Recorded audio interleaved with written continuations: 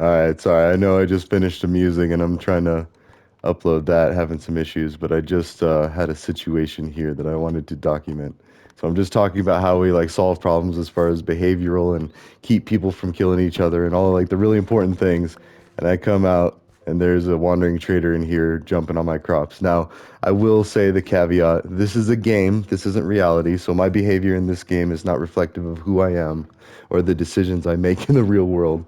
And I'm like kind of half kidding there, but honestly, like, you know, you play too violent of a video game, you might give off a vibe or something. It's like, no, it's a video game. Like, people used to go to the Coliseum to see, you know, whatever that was, and that was real. Like, and you could actually like know the people and interact with the real people to see like, I don't know.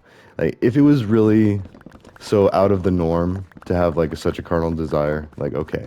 Anyways, I digress. Like I don't take any pleasure in killing the wandering trader. It's just I really don't want to keep fixing the crops, and the wandering trader is causing more work, and I'm not sure that I know of a way. See, I even need to be careful saying that because up until recently, I used to trade by clicking the button several times instead of just using triangle to send a whole stack over and then trade a stack at a time, which, yeah, so until I figure out a more efficient and humane way. And see, I feel differently about the llamas. So clearly, like, even though I know it's not real to a point, it does feel worse killing the llamas. Plus, I can guide the llamas out. So there's the other thing to think about is I can guide them. I can't put a lead. Can I put a lead on the water? I mean, that sounds really messed up right away. But no, if I could guide them just out, really. I mean, because they spawn within these places, and I guess that is something else that I could do is just, let's see. See, I don't think these are spawnable, or slabs are not spawnable. That's a common tactic if you watch enough Minecraft or play enough Minecraft. I mean, you'll see them use slabs as like a preventing spawn, or I think glass is another example. Pretty sure you can't spawn on crops, so maybe. I don't know. See, that's still a lot of work, but I'd be amenable to it. Like, if I had to put these as slabs, hmm. All right, you know what? I'm put my money where my mouth is. I'm gonna go heal up my pickaxe because it's pretty gnarly from the thing. But all right, let's do it. Let's convert this farm into a wandering trader free farm. Our test. Oh wait, I need to get some crops. Oh,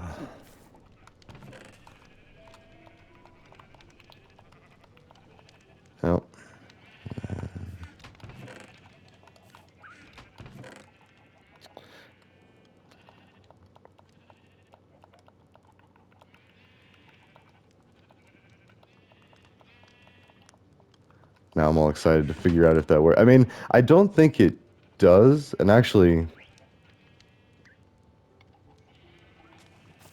oh wait,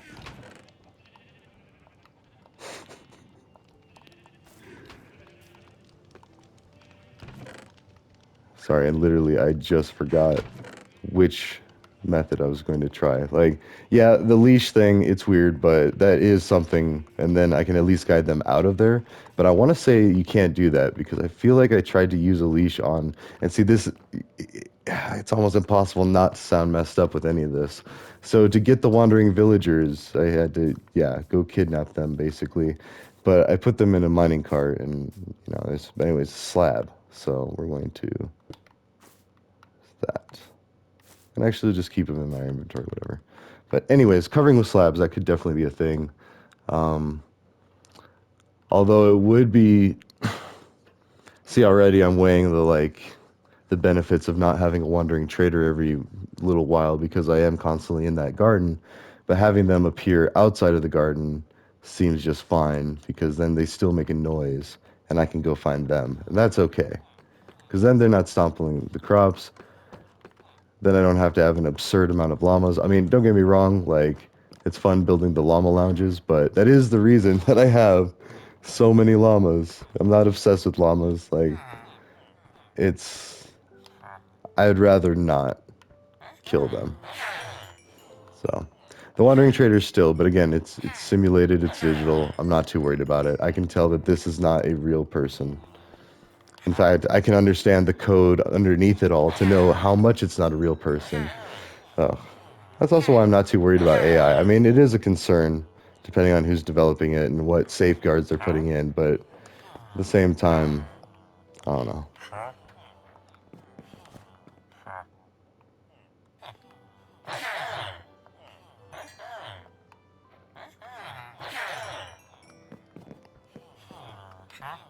Gosh, watch. That's the new plot to the new horror movie. During a stream of Minecraft, the Minecraft villagers go rogue. It is creepy because they stare at you, so it does like, and they don't speak, so all they have are like those few responses, a few different types of, yeah. I want to say there's at least three. Oh yeah, and then randomly getting hurt for one of the bugs in the game. That happens when you're like gardening and you're running and planting things, and then you're like planting and walking backwards. It'll start acting like you're losing oxygen. So just kind of glitching. So there's already that like randomness in the game that I can point out as visible evidence of shenanigans, basically potential. So that's why it's kind of scary. Like if someone like hacked you and then like, and that could mean so many things. Like they could be sitting in on the stream. Like they could be, yeah, whatever. There's so many different. Oh, please don't. By the way, uh, and that's why we need to make everything a bit safer because while that's cheeky and fun, there are some not so fun things that people do. Also, like uh, by using ransomware and like completely shutting down a business, like whether you agree with that business or not, it's not your place to like mess with people's livelihoods. Like, and then you think about it in the context of like, would you go to your neighbor and say, oh, you can't have your job, or like get your neighbor fired from a job? Most people would say, oh no, that sounds horrible. Why would anybody do that? Well, okay, but then there's people out there that'll ruin the jobs of an entire business, all for the potential gain of money. So fast money, make it rich, and then what? Like all those other people that were willing to work. Yeah, and so that's the thing. It's like situational for both the potential aggressor, the potential bad actor, and the potential victim. Like you need to take into all account just so you can kind of get to the bottom of it. I mean, and it is also the humane thing to do, but also it's the logical thing to do because it's, I don't know, unless you like solving the same problem over and over, it's kind of how it goes. So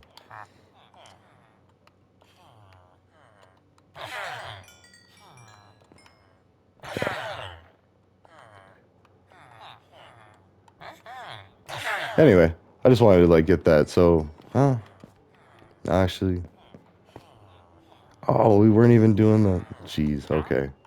The whole point of coming over here, I just was like trading as usual. So, anyways, you can do a stack at a time, and so that's a more recent thing.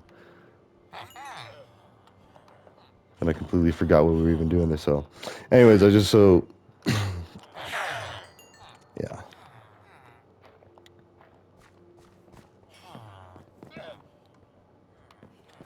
And now they're appearing right in the building. All right, but I mean that does make sense because they appear where you're at. So, all right, let's see. We got plenty of emeralds.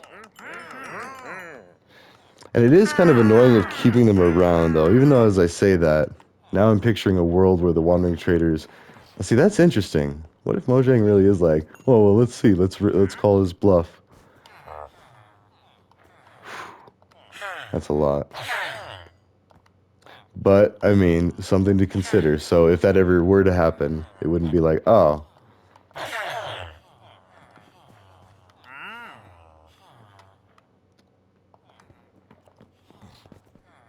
But then what if the game's judging you on your moral and ethical decisions? I've thought about that too, about like the dolphins, because they even say it. Like if you play on the Java version or on a computer, um, it says like the loading tips, and maybe it says it on. Actually, now that I think about it, it might just be in two different places. Yeah, see now the llamas are stuck. The leads are gonna break. Yep, there's one.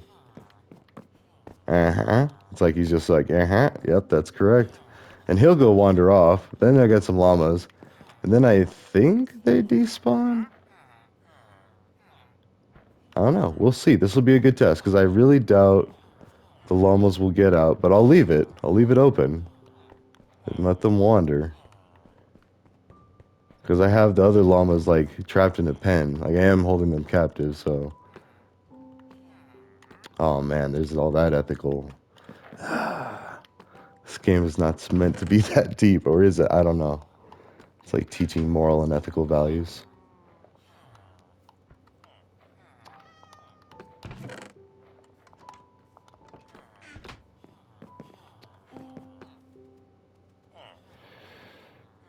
Huh. That is something. Yeah, uh-huh.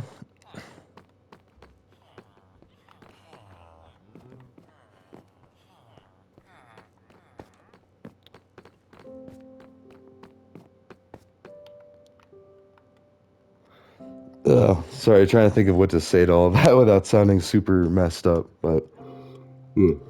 Anyways, no, we'll try the slab thing, and if the wandering trader still appears, they'll appear outside the thing, and then I can trade with them, and then they'll despawn, and then by the time I come back and forth, no biggie. So, and I don't think that would even slow down the rate of how they appear.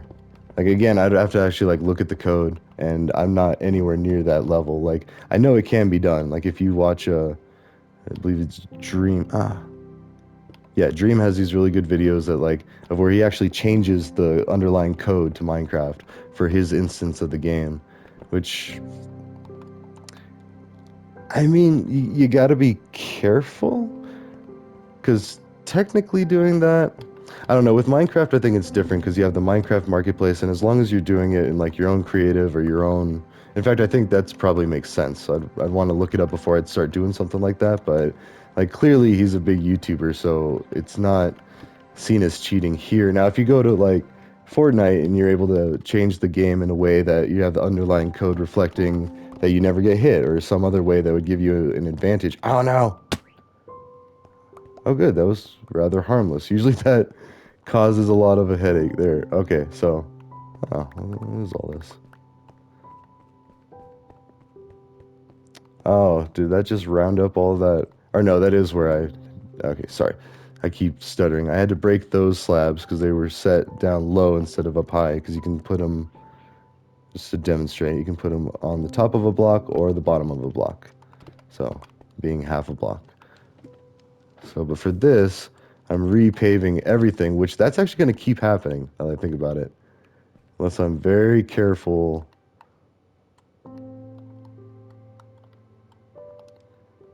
See the lengths I'm going through? There we go. Oh, wait. It's this one. All right, well, that's good practice.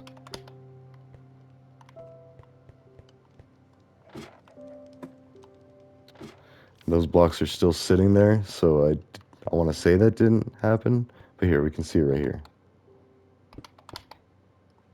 Not enough time to actually make a dent. And even if it does, it hits the pumpkin and it goes that way. But the other one, it actually had a spot for it to go to. So with this one, you'd have to worry about the angle of it coming back. Yeah. And then it would wash up the crops and blah, blah, blah. Then you have to replant them.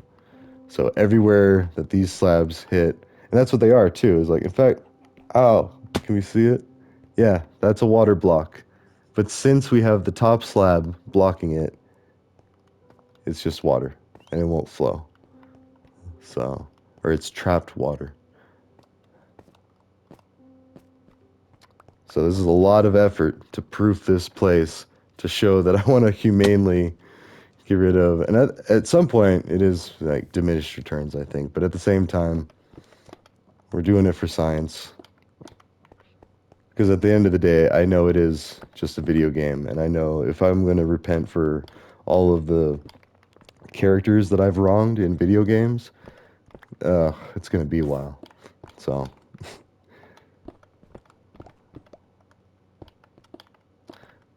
I guess not dishonorably. I mean, if you're really going to get down to it, but then you get into the idea of like, okay, you can start justifying it.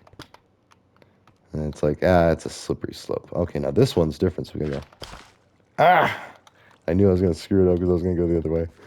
All right. Horrible. All right, let's go down there. And yeah, still didn't mess anything up. I mean, if you let it get past that one block, it will actually pour all the way down like one block worth, and then it disperses in like a fan. But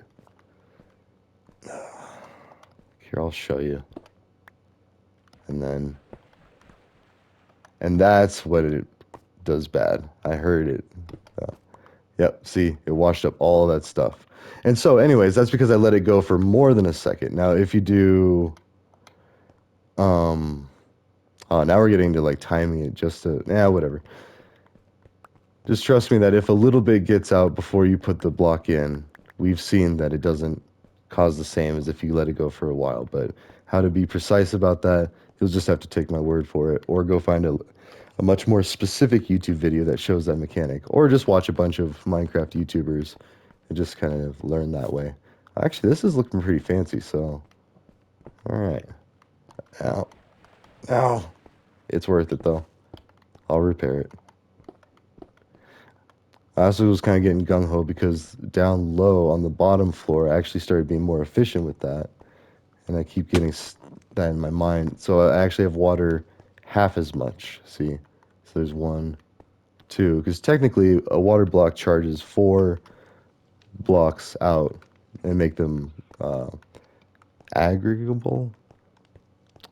You can plant crops in them. So, and then with that, you can get that for 4 blocks out, and this for 4 blocks out. And technically, I don't even need to have this whole row.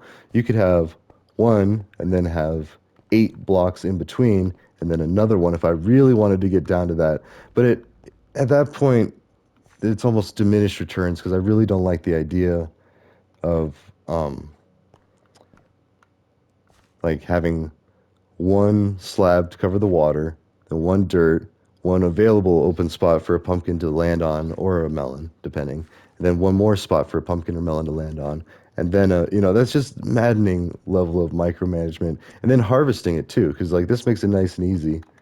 I moved that, but well, as you've seen from many of my videos, I just run up and down with them. Oh, that's actually from that wandering trader, I believe, from earlier. See, so I'm still finding stuff that I gotta fix unrelated to my own shenanigery of messing with the water features. So, all right. Yeah, now I got to replant all this, and then I lose the time it takes for that pumpkin to grow again. But at this point, definitely a non-issue because I have quite a few pumpkins. If I really needed pumpkins right now, I mean, or even by the time that these fully mature, like depending, even if it was the maximum number of clock cycles. And that was a fun thing. Like when learning how to program, not only did you want to solve the problem, oh yeah, there's a lot of them. There's that. And I'm also noticing all of these outliers that are pumpkins. That's where they were trampled by that one wandering trader. Seriously, like that. Now I gotta fix all of those, which is, I mean, it's fine. Like we're already fixing them because we're dumping water everywhere. But like that's why. So if you need a reason why, anyways, and I killed him. I bought the stuff, killed him, and traded. And I was just having a chuckle because I was like, I'm just preaching all of this, like how we need to treat each other with kindness, and death is never an option, and all that. So, but context, and situations, I think are definitely important. And I don't know. I believe video games, as violent as they can get, as long as they are. Wait, now it's getting confusing because it was 2. So this wasn't even supposed to be. Also, sometimes you fall through the floor. Let's see. Yep. It's such a weird mechanic or bug, really. You're not supposed to fall through the floor, but like, yeah. So, I mean, I like it. It's funny, but I found that out trying to, because if you trample it, then it goes back to a dirt block. And so you can trample on that, it's fine. And that is kind of smaller of a block, just like if you do a path block. See? Now they're both slightly smaller. Wait, can I fall down here? No. But, yep, see? Oh, it's fun to do. Terrifying if it's the first time you do it. Then you're like, oh, wait. I have no idea what just happened. And see, that's the other thing, too, is like, Mojang doesn't have to mess with you. Just randomly, some of the things that are just naturally occurring And honestly, I don't ever want that fixed because that's like this is fun. Like I mean, you want to see a party trick, just boom, and then you can do that. But since this is dirt,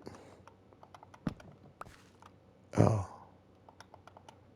and actually that's what I should do is just go ahead and force switch all of them, so I know and I can feel no half measures. That's another important thing I was thinking of the other day. Is like there we go. Sorry, I just want to focus when it's not. It doesn't have to be as brutal as the Breaking Bad meaning, where he says, you might as well kill him, basically. Um, no half measures, like finish the job. But when I mean half measures, like if you have the ability to cause yourself less work down the road, you should do it. Like if it just takes a couple like seconds, if it's worth it for you overall, and that's kind of the idea behind automating. Like in IT and tech in general, like if you want to automate things, or like testing too, in software development, you can automate testing and save yourself a ton of time. Like, and especially with testing, I almost want to say you can never be too sure about, even if you've seen a certain behavior a million times, there is something that could change somewhere in the setup, the configuration, like the technology, the manufacturer, something's failing or faulty. Like there's any number of reasons why a test could come back different. And so once you learn that, then it's like, okay, I know most of the basic things to test for. And even then, I want to say you can never be completely sure. So you still want to test at least, so you need to automate is basically the bottom line of that because you're going to be testing like, millions of scenarios. Well, maybe not millions, but I don't know. It could be. It depends on what the software does and what it's meant to do and all that. So right, and that's how you find out because you have to test. So, and again, that comes back to like why it's expensive to even play ball in tech, to say so to speak, because up until previously, you had to go through like massive amounts of educational debt and everything. So if everything was nonprofit in education, technology would be cheaper, more for. Anyways, I digress.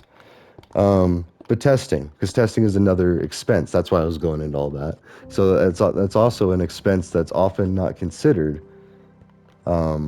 Just like okay, something to make it more relatable to everyday life. You order pizza for delivery. You have a delivery charge. Well, I remember so many times because I used to deliver pizzas, like having to explain to people, oh, well, yeah, that's not our tip. That's just the delivery charge. That's what my boss charges so he can pay for the insurance that he has to pay to have me as a driver to deliver you your pizza. So really, and you can imagine that pointing a finger back and forth, or just know that, it's relatable. Well, actually, yeah, the fingers are pointed all around because there's just perspectives or sides that you might not have considered or known and not thought to have like questioned. I mean, we're such a society that relies on tipping all the time that when, you know, we wouldn't put it past them to include a tip. Be like, okay, that's kind of weird, but okay, they're just doing that. Instead, it's like, oh no, that's not a tip at all. That's just the cost of business. So, and with that not being disclosed or even understood, it could seem as shady business practices. And, well, actually, no, wait.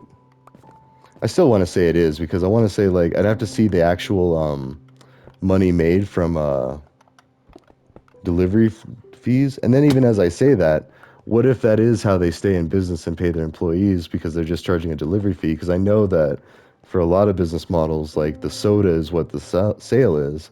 I mean, and they actually lose money on the food. So I don't know. Even saying as that is like to be more respectable and humane, we kind of got to take these things into consideration. I mean, and that's also why I point out a lot of this stuff is because nobody's out there like cackling in the background, like, I'm taking their money. Like, there's no real Mr. Krabs. It might seem that way, and it's a common, stereotype and joke about that. But then and some, actually, wait, I say that there are definitely some Mr. Krabs. There are some, I mean, but for the motives, they might be different. Like they might honestly, in their mind, be thinking that they're doing a good job because they're going to go provide for their whole family, or they're going to be like the best money donator, the best philanthropist, and that is true. And there are tons of people out there that is their goal of striking it rich anyway, so they can be the best philanthropists out there. So I don't know. Even then, it's hard. I mean, we need to come up with a way to where it isn't such a crime, or it doesn't seem like such a crime to get that wealthy. And I think we're even kind of to that point too. Like it's pretty easy to be, well, pretty successful. I mean, it's not, how do I say that? It is still a lot of luck and a lot of inheritance, but at the same time, there is definitely opportunity and it's a lot easier. And not to sound cheesy or like some kind of infomercial, like that's just how it is. And I don't know. The faster we spread that to the rest of the world, I mean, and legitimately, like authentically spread it, like, and in polite ways that aren't, forthcoming. There's all these angles and stuff too. Because if it was easy, everybody would have done it already, basically. Like, nobody wants world war or like struggles or, all this. And even the people that I don't know. I like to think that in almost every situation, once like I'm specifically thinking of like African warlords, because I mean I did have a sociology class where we studied Darfur, and I forget how to pronounce it. But anyways, the invisible children. There was a video about child soldiers in Africa, and it was just like that level of evil, and that was what was required to take over control with limited resources. You had to play dirty, and then you get into like the sins or whatever, art of war, and like all the different ways to like manipulate the enemy and like win and just all of these things. And it's like, but why though? And like at the end of the day, what are we even doing this for? And and back in the day when we had wars, it was more like they were trying to defend entire country borders or there was going to be a huge change. But now it's like almost every country is on board with a type of democracy or a form of democratic government. And I say that because that's usually what you hear, like, oh, we're going to go spread democracy. And like that's the justification for our military spending and all of our, our weapons of war is like, well, without us, we wouldn't have democracy. And to a point, that is true. Like we still need to have like a bit of a military for a while. At least, I mean, just like the law enforcement thing, until we can, change things, change policy to the point where we don't need it, it's better to have it. I mean, it's we're not to that point yet, I guess is the way to say it. However, that is the justification for such a massive, military is that, oh, well, we've got to spread freedom too. Well, we can do that in other ways. We can encourage democratic processes by continuing to provide other support to their countries and then write that off as, and in fact, I think they even do. They like use some of the military funding to actually like so, and then there you go. I'd really want to see some numbers and figures. Be like, so how much of the military budget is spent on philanthropy? How much of it is spent? Because that's a much better use of like, we have to do these military drills and keep them trained and keep them sharp. Well, why not use that to deliver some food to like some other country that could use it, or and not just food, go deliver them some equipment, whatever we can spare, so they can produce their own food. Set them up to set themselves up and just make it a scalable solution and fix the problem, a more permanent solution to the problem, rather than just kicking the can down the road, literally by bringing. And see, there's another thing. Like maybe some of that was malicious intent. Like keep kicking the can down the road, so they have to depend on you and your charity. Oh, that's scary. Anyways, I'm optimistic that it's changing, and it's going to continue changing because we're going to continue to